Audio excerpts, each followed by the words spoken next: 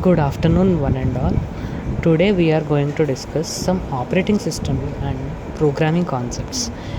And the first one is we are going to discuss about the dual mode of operating systems. In the dual mode of operating systems, we are having mainly two modes of operating systems. First one is user mode and second one is a kernel mode. User mode, in which user applications run their processes with limited access of hardware. When the user applications wanted to access the hardware directly from the system, it takes helps from the operating system through system calls. When a user application runs a system call, the system undergoes or operating system goes from user mode to kernel mode, and the mode bit changes from 1 to 0.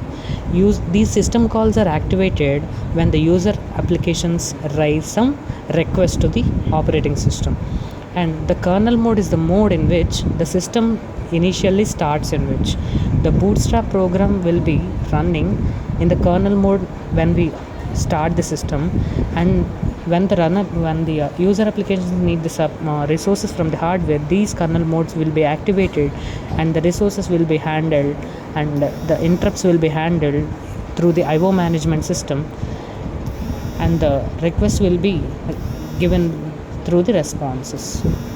So for this entire system calls may act as the system call is just like a function call which is the system call which is used by the user applications to call the operating system in order to go to the kernel mode, and this is the architecture of the dual mode system.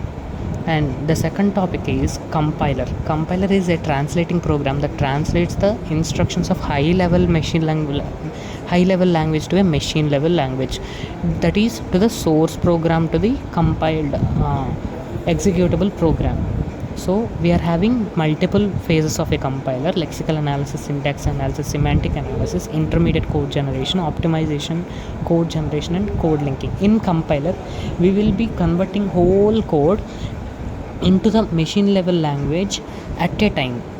So if our code is having any error and at any line, our program will be not converting into the executable file at any cost. So C, C++, Java are the example programming languages which are using compiler. And the third topic is interpreter. Interpreter is also like a compiler, but in interpreter the source code is being converted to the machine level language line by line, unless the complete program at a time.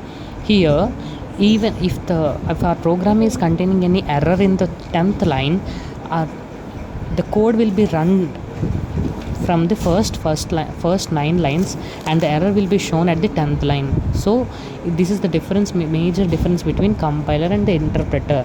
Python, PHP, JavaScript, Ruby, Perl, etc. programming languages uses interpreter. And Java virtual machine is a virtual machine that runs Java applications. As we know, Java is a write once and run anywhere programming language. If any system containing the JVM can run a Java program anywhere.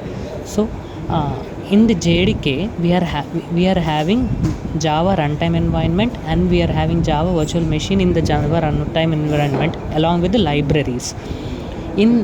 While we are running a Java program, .java program will be file after compiling it, and we will getting a bytecode, and this bytecode can be run anywhere in any system of application containing any system containing JVM. So this bytecode will be having the extension of .class file. So in this way, the .class file again will be undergoing under Java interpreter, which will be converted into the complete machine level program.